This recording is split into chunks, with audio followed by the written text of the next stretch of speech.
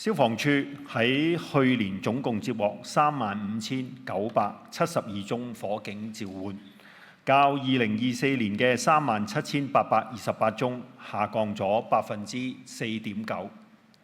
個案宗數下降主要原因係因為火警鐘誤鳴嘅個案減少，數目係由26,915轉，較2024年嘅29,357轉下降咗8.3%。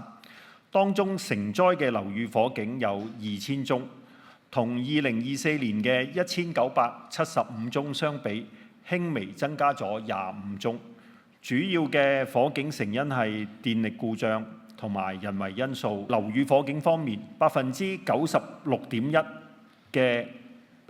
樓宇火警召喚都喺規定嘅召達時間裏邊我哋可以到場。特別服務方面，全年嘅特別服務召喚總共有42,485宗，比起2024年嘅39,320宗上升咗8%。其中比較矚目嘅就係超強颱風華加莎喺9月正面吹襲本港，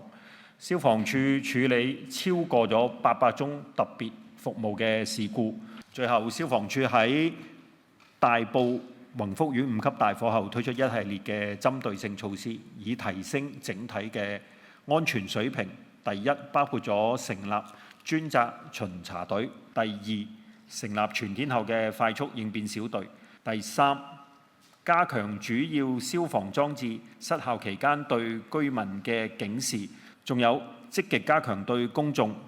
法團同埋物業管理公司嘅宣傳教育同埋培訓，鼓勵加密消防鐘測試同埋火警演習。